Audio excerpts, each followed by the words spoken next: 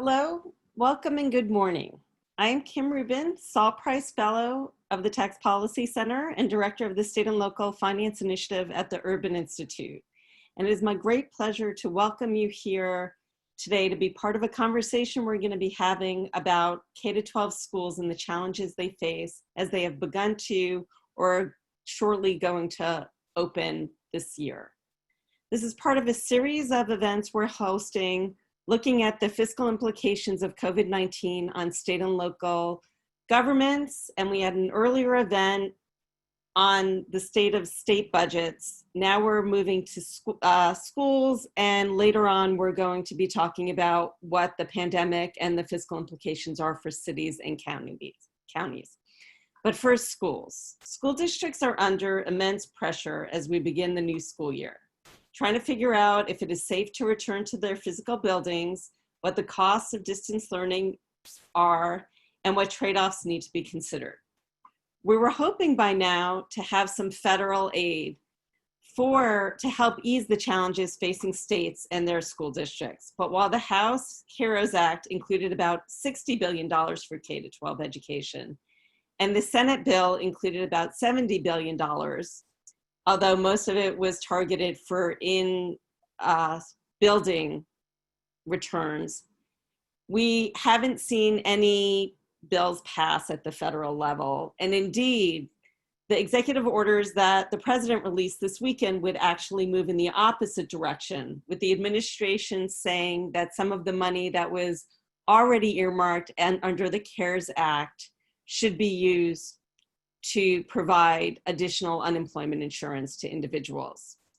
So as of today, states and their school districts are left trying to figure out what they're going to do with the money on hand. We have a great panel moderated by Nora Gordon, a non-resident fellow at the Tax Policy Center and a professor from the McCourt School of Public Policy at Georgetown University, and includes people who are on the ground wrestling with these issues. But first, some quick housekeeping. This virtual event is being recorded and will be posted online afterward later today. All participants are muted, and so please type your questions or comments into the Q&A box at any time. We'll be reviewing this throughout the broadcast, and we are leaving time at the end for the panelists to respond. The slides are available online. We also encourage everyone in the audience to continue today's dialogue by sharing your thoughts or observations on social media, including the hashtag #LiveAtUrban.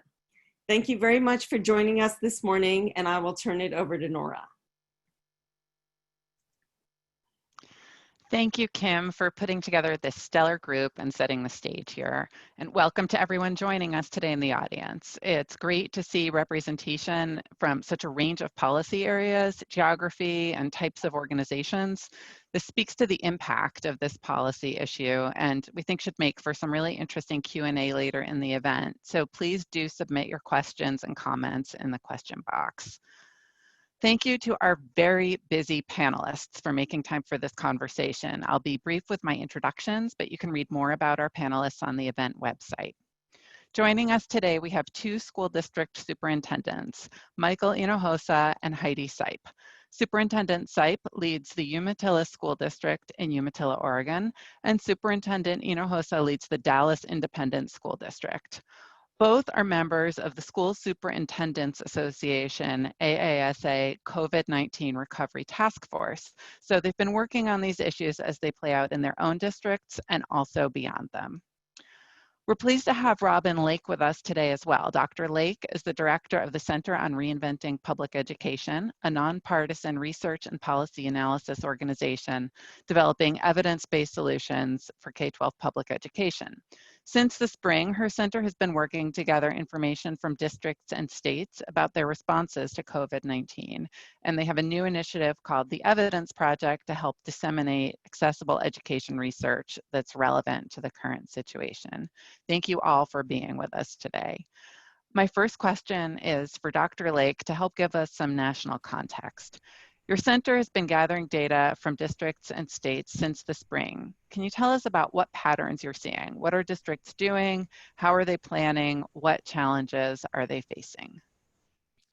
Yeah, thanks, Nora, and hi, everybody. Thanks for having me. Nora, as you say, we've been trying to be helpful, just gathering information, sharing it out. And what I'd like to do is give you a little glimpse into what we're seeing as we're looking at a group of 100 urban districts and then a larger group of about 500. So let me share some slides with you. So again, here we're looking at reopening plans. We've been tracking plans weekly, just going to websites and gathering publicly available data. So my big caveat here is there's probably a lot going on behind the scenes that that we're not able to know about, but this is what the public can see and what's available. And the big headline, I think, is that as we've looked over the past several weeks at the large urban districts, this is a group of about 100 districts we track. Behind the scenes over the summer, there was a lot of planning around different scenarios, and quickly what we're seeing in the dark blue here, that the urban districts are moving rapidly to the full remote option that they prepared. And I want to say that it's pretty evident in the plans and in the conversations that we've been having with superintendents that a lot of the logistics and planning and complexities went into thinking through kind of the hybrid approaches. And it's striking to us that folks are kind of left with the plan that in a lot of ways they least prepared for. So we're going to dig in a little bit more to that information as I present. Let's go to just the next slide, and you can see that if we zoom out to the larger sample that we have, about 500 districts, so this is a representative sample around the country, the picture looks very different for city, suburban, rural districts. Here we're tricking you a little bit, changing the color of what remote looks like. Remote is this, this kind of royal blue color. And what's clear to us and striking is that the rural districts, for the most part, are saying that they are planning to do either in-person learning, full in-person, or they're still undecided as of about a week ago, leaving a lot of parents trying to figure out what the plan is for the beginning of the year. So that's a pretty amazing difference that there's a lot to talk about there about why that's the case, but let's move forward a little bit and look into so what's in these plans. And in the remote plans in particular, we've been paying attention to how districts say they're going to change things between what they offered in the spring and what they're offering now in the fall. And the big news here is that live instruction or synchronous instruction, what parents and students say they care a lot about, is something the districts are really attending to. They're planning most of our big urban districts and those offering remote learning are planning to do quite a bit of live instruction, though I would say that it's not always entirely clear from the plan exactly how much, but at least they're planning to do it. And then going to the next slide here, it's also striking to us that while there's a lot more attention to live instruction, the kind of details of teaching and learning are often missing from the plans, at least from our perspective. And so, just to give you a little sense of the kinds of things we're tracking, starting on the left here, does the plan have specific intervention plan for student, like tutoring? Not very many of them do. Are there specific increases in attention to teacher professional development, planning time across subject areas, things like that? About a third. Diagnostic tests or some plan to really zero in on learning loss and figure out how to address it? A little over a third.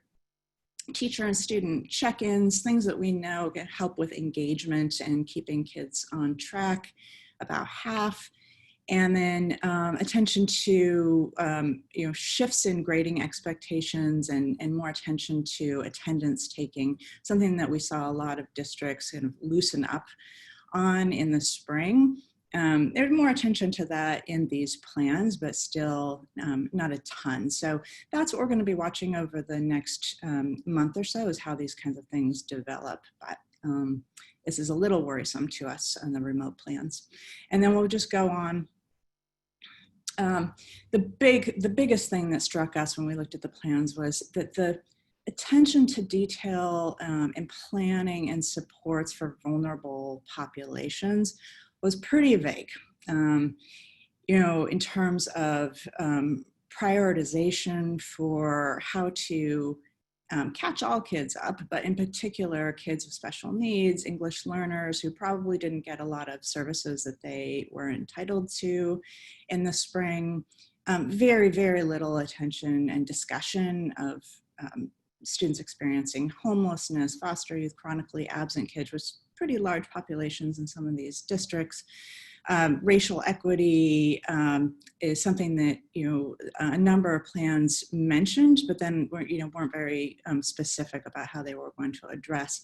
And throughout all of this, you know, when we're looking at the plans, a lot of these plans really thought about, well, in-person learning is probably something we're going to be able to do a little bit at least. And we're pretty worried that the plans for full virtual learning are even less developed than what we see here. And then I'll just wrap up by pointing out quickly that we've also been tracking state guidance plans, and striking to us as well that states have been very, very hands-off in how they're guiding districts on these questions. Very few ask districts to prepare for multiple scenarios, even less ask them to prepare specifically for a remote option. And I'm not showing the data here, but even fewer ask districts to really attend to learning loss, diagnostic assessments, that kind of thing. And finally, I'll just end on a high note, because, you know, this stuff is really challenging. Our goal here is really to elevate good examples. We are very aware of the very complex job that superintendents, school boards, and teachers have right now. We are doing a lot of work to elevate these kind of, there are a lot of bright lights out there, and we don't have time to talk about all of them, but, you know, incredibly creative approaches from district to district.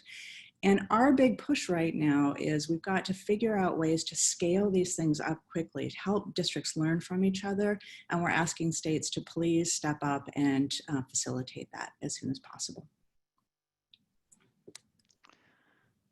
Thanks, Robin.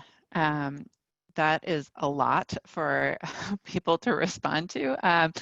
And the uncertainty that you point out about, you know, planning for multiple scenarios given uncertainty about local infection rates really poses an enormous challenge for planning. And, you know, it seems like states are maybe not requiring it, but even if they did, just having the capacity to be planning these multiple extremely complex scenarios is quite hard to do.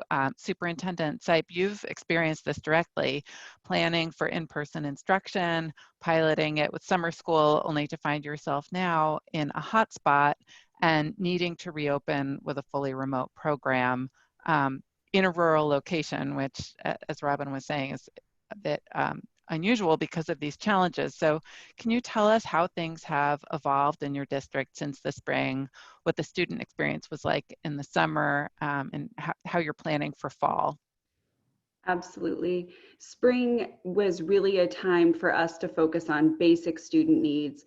During the spring, we did have staff checking in live synchronous times daily. However, our main focus was just on continuing the relationships, keeping some level of learning going, but it was not expected to be a full school experience. It was more support services instructionally with a lot of basic need supports. We used that time to provide internet throughout our town and community. We relied heavily on neighbors and businesses that allowed us to install point-to-point internet access in their buildings.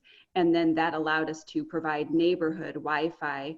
We are in a 100% of our students eat meals for free in our school district each day. And so poverty in our community is a large concern. And we were struck by the number of students that needed internet, and we knew we had to fix that problem. And then we also, we have about 1,430 students in our district, but between March and June, we served 155,091 meals to those same students. And so we knew that nutrition was going to be a large concern. But in the spring, those were just our focuses, trying to gain access, checking out devices to students, making sure students had internet throughout the community, and feeding students.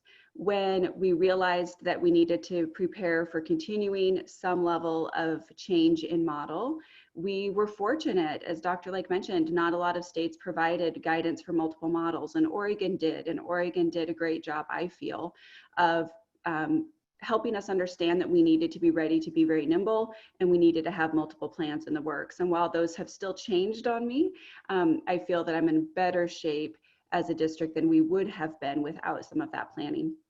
So going into summer, we had a team of about 30, and it was community members, classified staff, certified staff, administrators, and parents. And we were meeting multiple times a week virtually, trying to decide what our fall plan should look like. And we came up with a hybrid model that allowed parents that were nervous about sending students to school, or during times of quarantine, we had online supports for students, but we also had very small cohorts of roughly 20 students per adult. Those were steady cohorts. That would be the only adult those students would see all week, the only kids those adults would see all week. We had a very secure environment. To do that meant restructuring the entire school system. We had to reallocate staff and students to schools by neighborhood instead of by grade span to reduce busing exposure. We had a lot of planning pieces in place there. And we also spent the summer installing live two-way cameras in all of our classrooms so that students that were in that online time period could still participate with their peers and their teachers synchronously, which we felt was very important. However, that plan was a go. We had about 90% of our students had registered. We were testing that model during summer school all summer. We did have a couple outbreaks. However, we were able to manage those and monitor all the systems were working. And then unfortunately, Umatilla County has the sad distinction of being a real hotspot in Oregon throughout this summer and continuing today. And so now we have shifted to fully online learning. I was thankful to see the areas that Dr. Lake mentioned, because we do have each and every one of those areas in place. Teachers are going to be synchronously interacting with students for a minimum of 2 hours each day. Then teachers have 4 hours of their day for office hours in which students can engage in one-on-one instruction or small group instruction with their teachers. We have tutoring supports in the evenings and on Saturdays. And we're really emphasizing that we need parents to be our partners in parenting, but not in teaching. We just need them to help their students log in, make sure that their students have a quiet place to learn, but our staff is here to teach, because one of the things that came up repeatedly when we were visiting with staff was just how with parents, was just how very stressed they are and how much the pandemic situation is causing them financial and emotional stress during this time. So we're really focusing on that. We will still continue meal delivery. We will still continue supply delivery. All those internet pieces are still in place. And so starting yesterday, staff training has begun, and we have that through the week of the 24th. The week of the 24th will also be student and parent training, as well as staff training. And then classes begin for grades on the 31st of August. So it's all coming very fast, but we are as ready as I believe we can be. But the training curve is huge. And I think that's the one thing that's really crucial for us all to remember, is we are all first-year educators this year. Thank you so much. I am both incredibly impressed and exhausted from listening to that description. That's a lot of planning. And it seems like your students are really going to benefit from that. So turning to Superintendent Hinojosa, you've also been facing changing conditions, but also with changing requirements from your state. In July, Texas Governor Greg Abbott ordered public schools to reopen in person. Then the deadline for in-person instruction got shifted back a couple of times, and now it's a local decision. You're also managing potentially conflicting recommendations from multiple sources. Something I found really interesting in the reentry playbook for parents that Dallas has up on its website was a table tracking the district's safety responses to 4 different sources. And I'm quoting from it here. Dallas ISD's safety measures are based on the guidelines and recommendations of the Centers for Disease Control, Dallas County Health and Human Services, Texas Education Agency, and orders from Texas Governor Greg Abbott. So how are you balancing the messages you're getting from these sources as well as the constant flux? And what impact do you see this all having for students? Well, first of all, thanks for having me. Such a great institution. Putting this together is very impressive. Yeah, it's been a challenge. I've been a superintendent for 26 years and there's been no year like this. And we keep getting mixed messages from people in authority and officials that are supposed to be guiding us. And not to make even more complicated are the politics around it. We are a very blue city in a very purple county in a very red state. And so it depends on whose interpretation of the science we get, really creates a lot of dissonance for us. And you're right, the governor initially said, if you're going to get funding for schools, you have to have an in-person option. And about the time he said that is when we had the big spike in Texas. You know, New York had it, and then we were bragging about how low the infection rates were in Texas. And then all of a sudden, we opened restaurants and bars and other things, and then the numbers just spiked completely up. And then our people started getting very nervous. And so, to the state's credit, the State Commissioner of Education held weekly calls with superintendents, twice a week, sometimes 3 times a week. And we would be very vocal. And we would say, this is a little bit more complex than you're making it out. And we would not be getting funding at all if we didn't have that in-person option. Well, luckily they listened. Then they said, okay, towards the end of that expiration time, they said, okay, you as superintendent can decide to stay remote for 4 weeks. Then they iterated that, well, okay, if your board approves, you can stay open virtual for 4 more weeks. So now we have 8 weeks. And then so we started saying, well, science has a date on it. Science has an expiration date, a number on it. And they go, well, maybe not. So if you run out of the 8 weeks, then you can request additional time. And so luckily in Dallas County, the numbers have gotten better here recently, but we were really off the charts. And of course, our local county health officials tell us one thing, CDC tells us another thing, and the state tells us a third thing. Let me be very specific. In our initial planning, we were told that if a student wore a mask, if we had a face shield, and we had plexiglass, we could get up to 25 to 30 kids in a classroom. Then we were told, well, no, if you have a mask, you still have to socially distance. So that 25 to 27 kids in the classroom all the way went down to 17. And similarly on a school bus, we have a 60-passenger school bus. And if you socially distance, you can get 14 students on it. What do we do with the others? What do we do with the other 45 students? In Dallas, we have 153,000 students, 92% economically disadvantaged, 47% English learners. A lot of our parents and students depend on transportation, and the rules keep changing on what you're allowed to do and what you're not allowed to do. And then to make matters even more complicated, we were going to start on August the 17th. And then I was on national TV and a reporter asked me a question. So do you feel confident you can start on August 17th? And in front of the whole country live, not in front of my board members, not in front of anybody else, I have to tell them and says, no, I don't feel comfortable. And so we had to, then my board members started yelling at me because they heard about it on national TV instead of from me. And so I said, but I'm not going to lie to a reporter. I don't feel comfortable. And so we put together a plan where we would punt our opening date from August 17th to September the 8th. What that did, that bought us 3 more weeks. That bought us 3 more weeks to see what the numbers look like, to reconcile all these conflicting health requirements. And then the state has said that the parents have up until 2 weeks before you start to let you know if they're coming in person or remotely.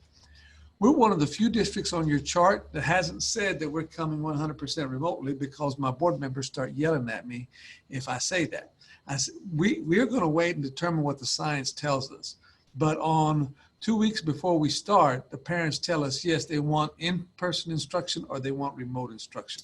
Right now, we're saying we could have both, but I'm not convinced of that. And I will have to make a decision probably in the next week as to whether we go 100% virtual or not. All of my colleagues, I'm on weekly conference calls with the Council of the Great City Schools every Thursday morning at 10 o'clock with all the national superintendents of the Council of the Great City Schools, where we compare notes. And just about all of them have already announced that they're having remote instruction to start with. So that's kind of how everything is evolving. There's the politics, there's the science, there's the media. And other than that, it's just been a walk in the park. Okay, I don't envy either you or Superintendent Sipe at this moment. Wow. So before I turn to the fiscal side for a bit, I just want to remind our audience to please keep the questions coming in the question box. I'm sure there's a lot to respond to already, but I'm just going to ask Superintendent Hinojosa and then Superintendent Sipe, if you could just briefly give us a sense of what is going on for you budget-wise. How are your costs changing? What revenue shocks are you experiencing from state revenue? What's going on the federal side? Do you have your CARES money? So Superintendent Hinojosa, if you want to lead off. Yeah, I'll be brief about this. We're very fortunate in Dallas that we have a very healthy reserve. So believe it or not, we have $600 million in reserve. There's very few districts in the country that have anything like that. So that's my fund balance. And I can tell you hardly anybody does that. However, my delta already that we've already calculated, because we're coding everything, and this is just numbers, but it's all, you add a bunch of zeros when we're as big as we are, when we have a $1.6 billion annual budget. Our unanticipated costs to pull this off is already over $150 million. Part of that is we're very fortunate the city of Dallas is sharing part of their CARES money. And they're helping us with Operation Connectivity. They've put up $10 million for Operation Connectivity. Our cost for Operation Connectivity, which is broadband access to every family in Dallas. We had 36,000 households that did not have broadband connectivity. That's going to cost us close to $50 million. When you take the food, when you take the hotspots, and by the way, a lot of them, we have hotspots as short-term solutions. When we take our technology, when we take the premium pay for our employees to distribute food, by the way, we distributed 500,000 meals a week. And we had to do it within a 2-hour span from 11 a.m. to 1 p.m. every Thursday morning at 46 campuses. Why? Because I couldn't get workers to show up at any other time. And our workers are scared to death. And we had to pay those employees premium pay to show up, to hand out technology, hand out hotspots, hand out food for the week. And then, of course, some of my food service workers were featured on the cover of Time because they were warriors. They were out there when nobody knew what was really going on, and they were risking their lives to make sure that our students were fed. So you add a lot of the other costs, we had to do professional development for our teachers. We had to make sure that we were very fortunate that we had a long range technology plan, but our costs are already north of $100 million.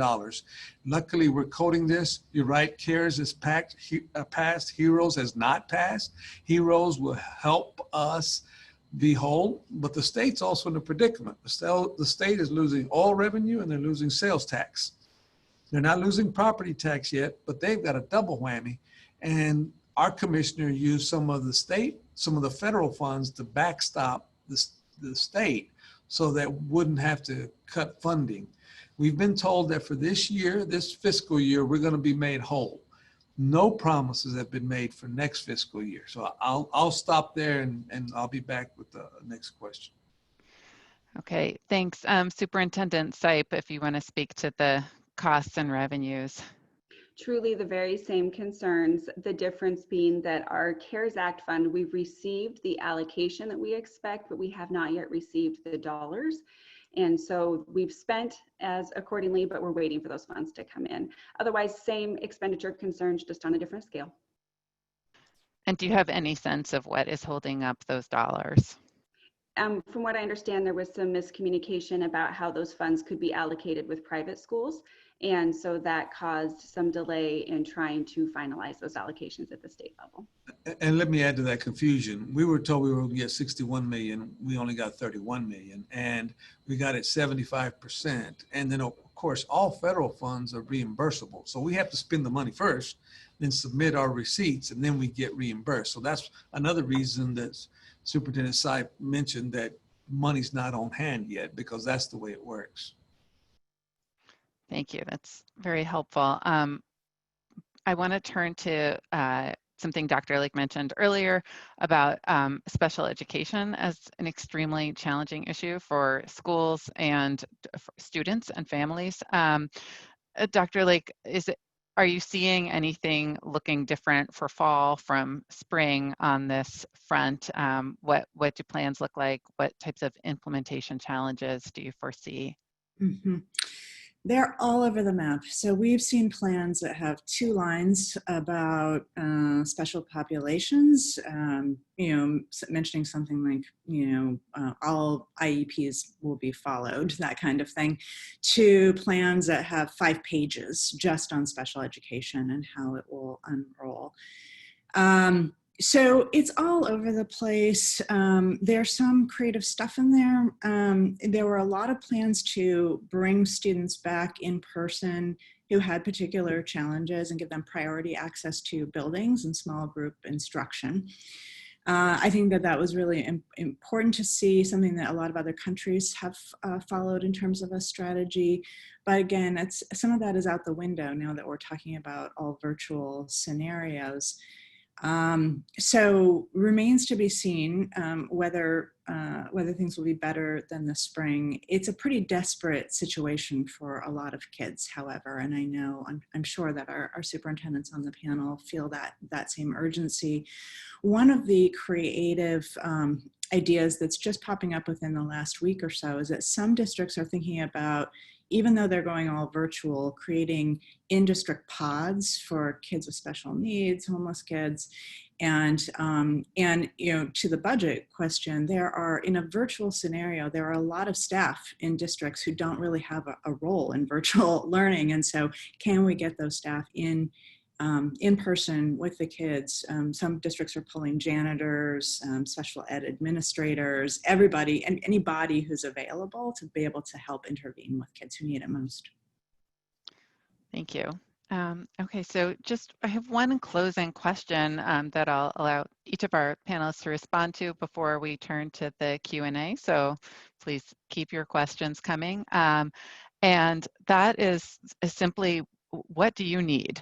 For the superintendents, what do you need from federal, state, and local governments? Superintendent Sype, you want to lead off? Sure.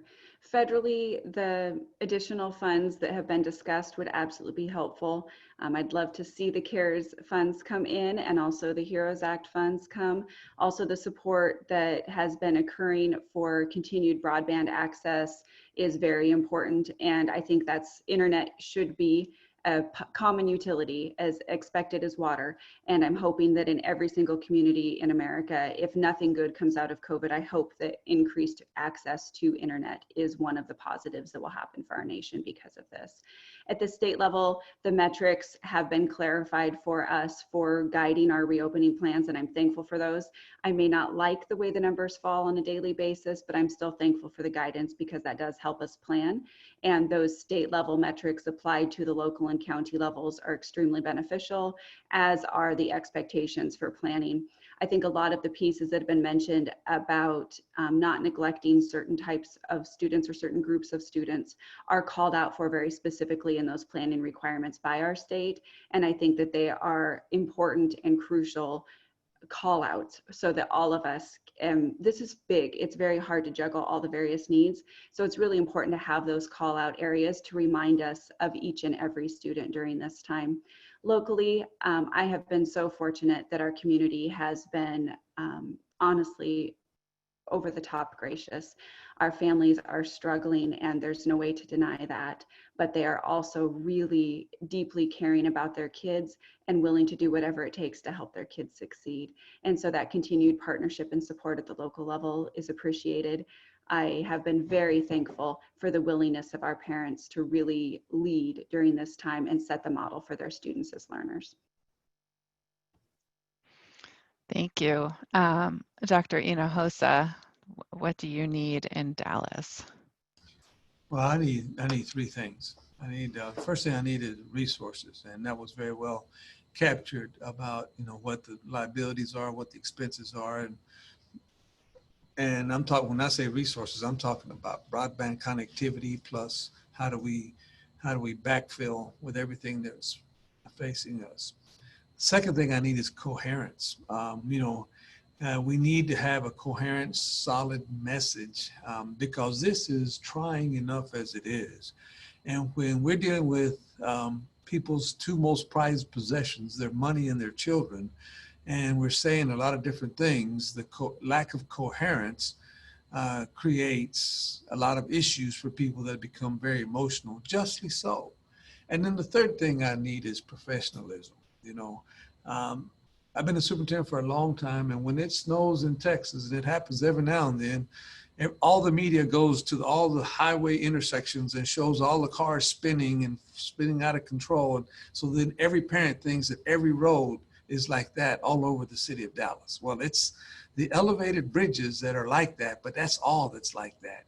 And so I see both sides of it, with people saying, well, if you better not let your student go anywhere without a mask, otherwise they're going to get sick and die, to the opposite extreme, go play football and have a great time, and it's a contact sport and nothing's going to happen to you. We need professionalism. We need people not to scare on either side of the spectrum. That's what creates a lot of issues for us to be able to execute on this plan. And remember, it was spring break when we were all hit this thing, and the numbers were a lot lower than they are right now. And now we're getting to the opening of the school, and the numbers are much higher. We just need people to be calm and professional, and let's not try to sway our point of view on everybody else. Let's really see what the real situation is, so we can make better decisions for our parents and our community. Thank you. Dr. Lake, a sort of version of this same question, but at the beginning when you were talking about how it's part of your goal to elevate these bright spots, what are the types of resources, federal, state, and local, that will help support that? In addition to helping districts figure out the health and safety guidelines, which it's ridiculous for every district to have to try to pretend to be an epidemiologist, I am similarly of the mind that every district shouldn't have to figure out professional development on its own. There are some great programs developing nationally. Let's figure out ways that teachers can tap into them really fast, and we can share expertise across districts and get information moving much more quickly than it's moving. There are always advantages of decentralization. Right now, we're needing to find ways to move knowledge very, very quickly. And then the other thing that I think I just want to press on pretty hard is for individual students right now, the stakes are very, very high. If they are not caught up, if they are not given what they missed, not just special populations of kids, but all kids. And we've got to know if they're being caught up, if they're on track to where they need to be ready for college and career. So assessments, accountability can't be left out of this mix. Thank you all so much. I know that all three of you are extremely busy people, and we're so grateful for your participation today and sharing this insight with a larger group. Thanks to everyone in the audience also. we have a nice large group here today, and if any of your colleagues are interested in this content but were unable to join, the recording should be up on the Urban Institute website by tomorrow. And then just to reiterate what Kim said at the beginning, that coming up later this fall, Urban will be hosting an event analogous to this one on the state of the city. So you can keep an eye out for that. But for now, I'd like to turn to the Q&A. And we have a lot of stuff in here already. You can keep adding as we go, though we probably will not be able to get to all of this. But one question I wanted to pose for the group is thinking about tutoring. This is something that Superintendent Sipe mentioned, and a lot of policy types are talking about, because when we think about evidence on what works, many people are saying, oh, what about, you know, high dosage tutoring?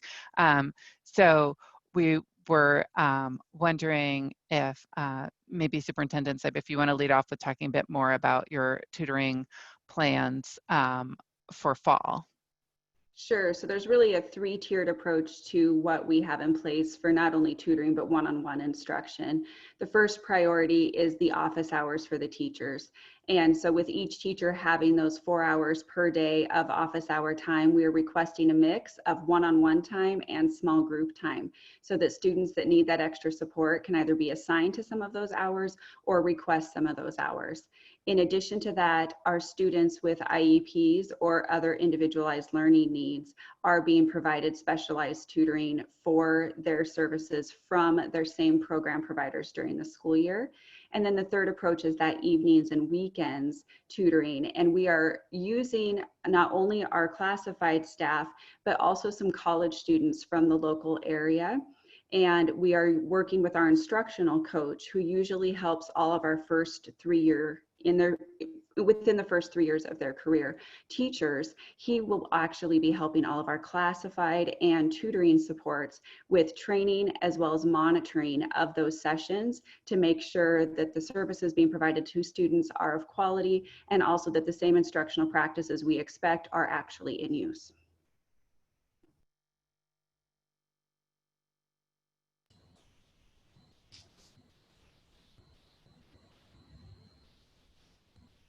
Nora, you're muted. Sorry, had to happen once. Okay, now it's a party. That initial question came from Christina Claiborne, thank you, who mentioned there are some ed research for recovery briefs on high quality tutoring. Okay, and then I have an interesting question here from Amelie Zinn about coordination and learning across districts. Is it worthwhile for schools in different states or districts experiencing similar COVID conditions to share reopening or virtual learning plans? Is there a way to lessen the clearly heavy workload of superintendents by communicating more openly? If so, how can states facilitate this? Or I would also add, you know, the work that you've been doing with AASA. I'll open that to the Superintendent Hinojosa first. Yes, thank you for that question. We have our own professional learning communities. The AASA has been this task force has been very willing to help make that happen. We also have, as the urban superintendents with the Council of the Great City Schools, not only do we meet regularly as superintendents, we have our special educators that meet together. We have our English dual language English learner folks that meet together, our content specialists meet together. And I think Dr. Lake had a great point. Why are we reinventing everything that we have when we all have these central offices that can help us put some coherent professional development opportunities together? And I think it's very important that we do that. We do have that collaborative spirit with these two national organizations. And even we have very much of that in Texas as well. It just depends on which professional group do you belong to, where can you most relate?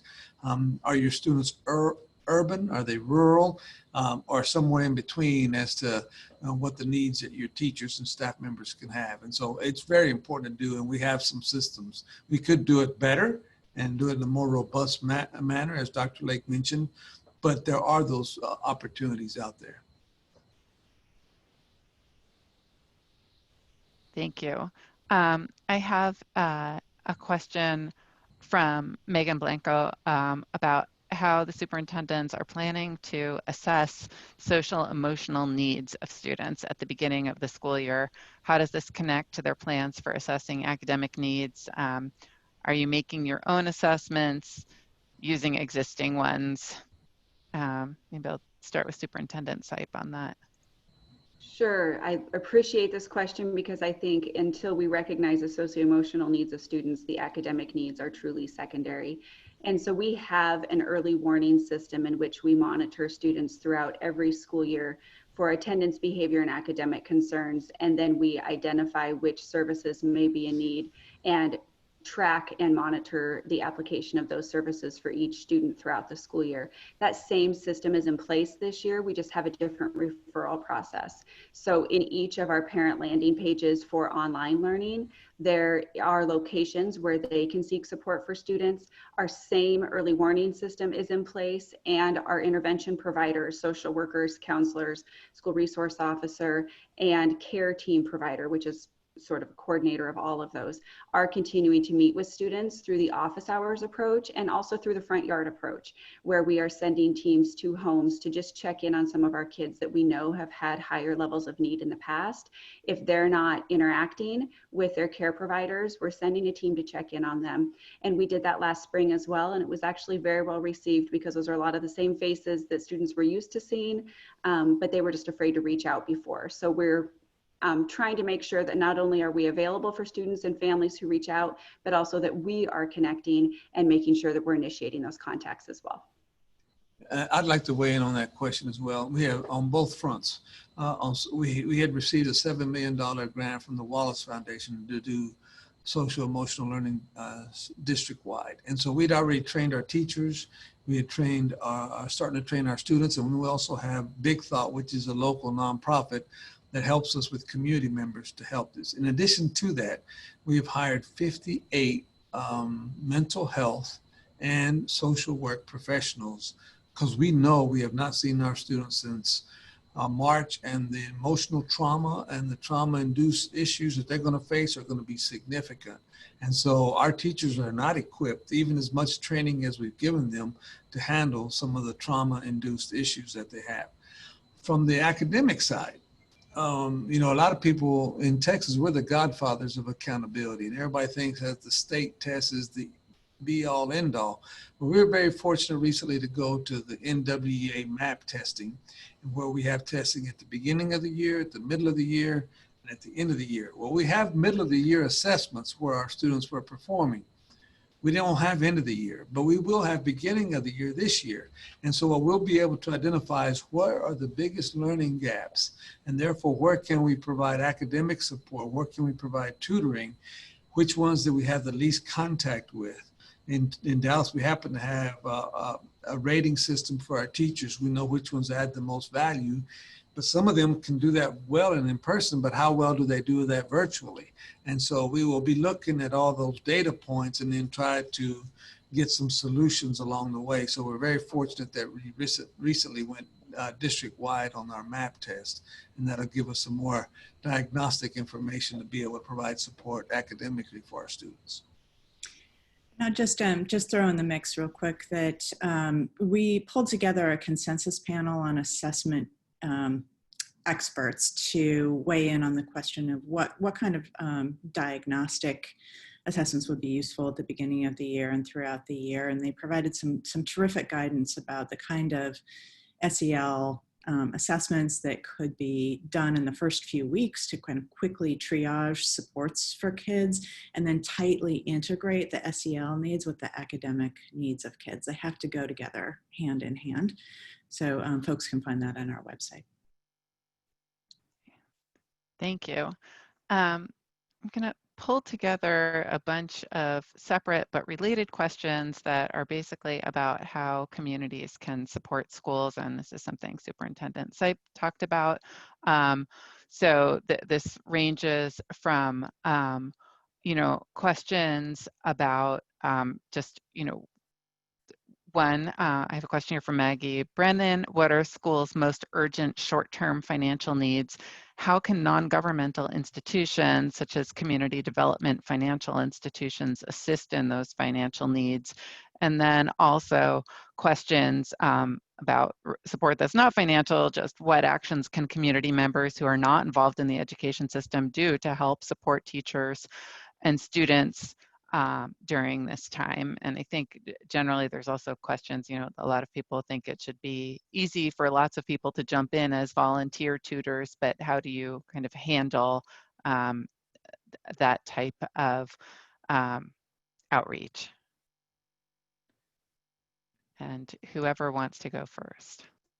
Well, I'll just mention, we're seeing some really interesting community district partnerships pop up around the country, especially just in the last week or so, around this question of how to provide childcare and intensive tutoring support, academic support for kids in person.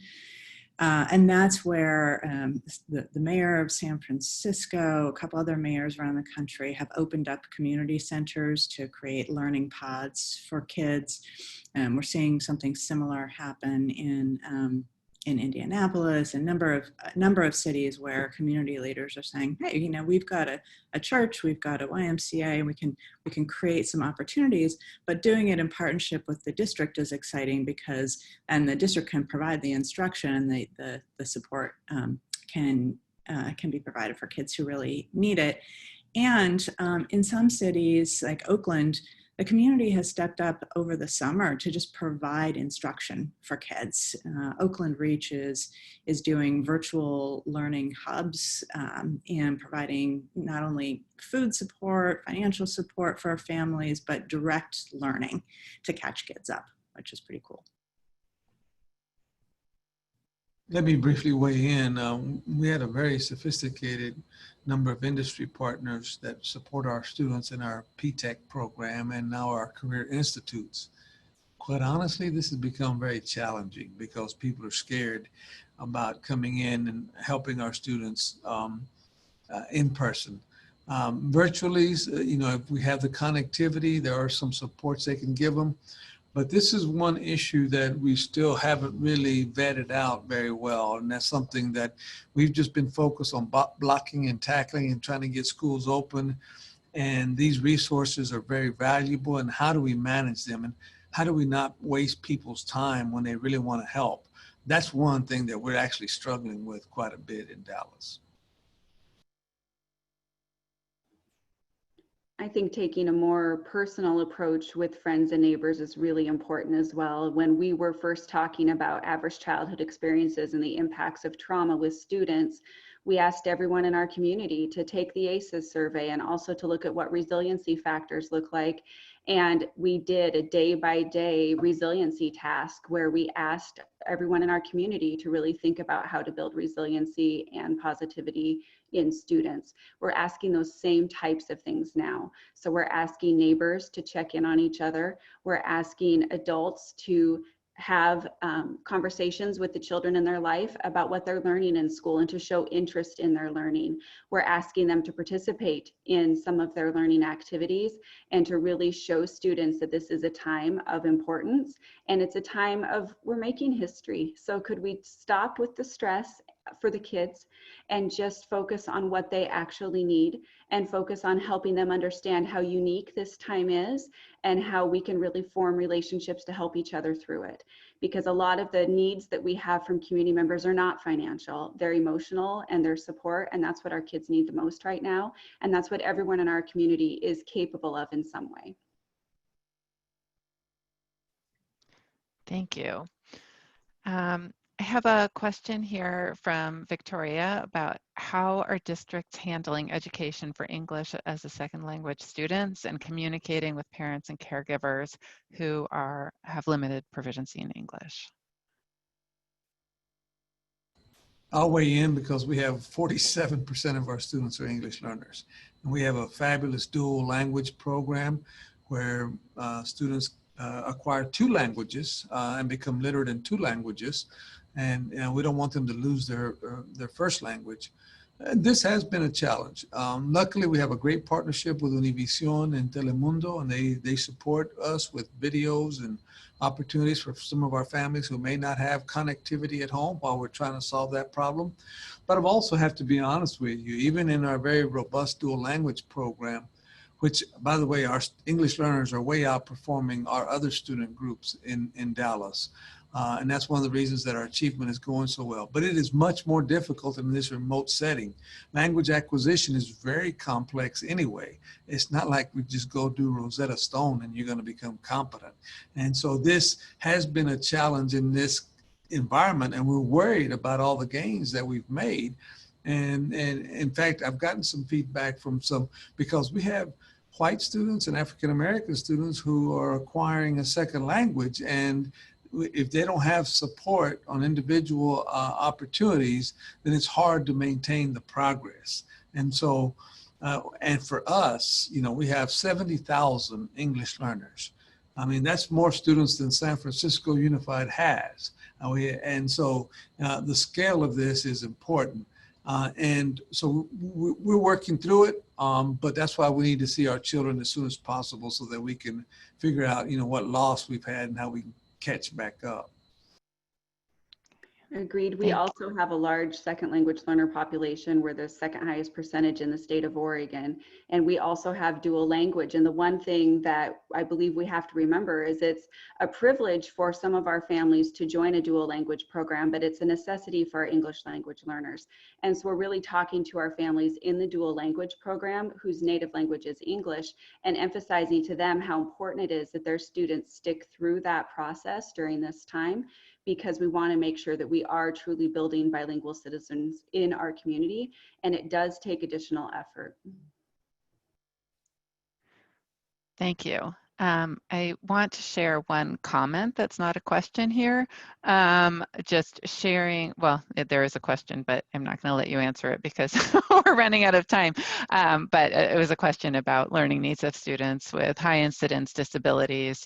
For example, specific learning disabilities and ADHD, and just pointing that one resource here might be a recently released report from NCLD, Promise and Peril, examining the role of ed tech for students with disabilities, and that there's an accompanying suite of resources for parents, educators, and policymakers aimed to spotlight key ed tech issues that are relevant now and at other times as well. So thank you for sharing that.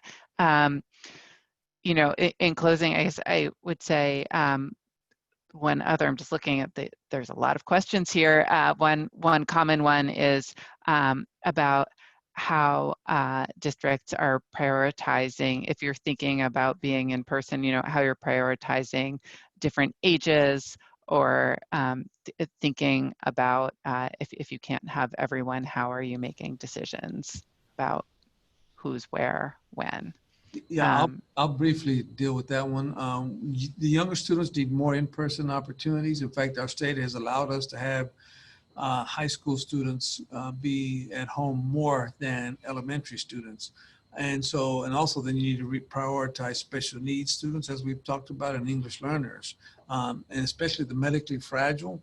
Those are the ones that need those support services, and it's very difficult to socially distance there to get the services that are required in their individual education plan. So that's how we're prioritizing, and as we're allowed to open our buildings to 25 to 50%, that's the priority, the age and the needs. Thanks, Superintendent Sipe, if you want to. Wholeheartedly agree. And you know, as folks struggle through these questions of prioritization, just want to make a quick point that, you know, a lot of districts are really grappling with how do we prioritize individual student needs within the traditional boxes that we've built. And where I'm getting excited is when people start thinking about, well, maybe those boxes aren't necessarily the right ones. And maybe given this urgency, we should start playing with different staffing models, different uses of time, different uses of money, honestly, I think that's the only way we're really going to address student needs adequately in the coming year. And just a reminder that those inequities always existed previously. And so hopefully we can learn from this moment and find the ways that we can get much better at individualizing every kid's opportunity in a really powerful way. Thank you so much. That seems to be a theme in many of these discussions, is that, of course, the superintendents and other leaders, are both solving these immediate problems in thinking about how to serve students right now, and then also at the same time trying to think about how this is going to help us going forward. We'll obviously need a second event for that. But what I can promise is a second event coming up this fall on the State of the Cities from Urban Institute. Thank you so much, everyone, for joining us today. You can send other people to see the recording on the website. And to all of our panelists, it's really quite inspiring to hear the work that you're doing. Thank you for that work and for making the time to be here today. Thank you for the opportunity.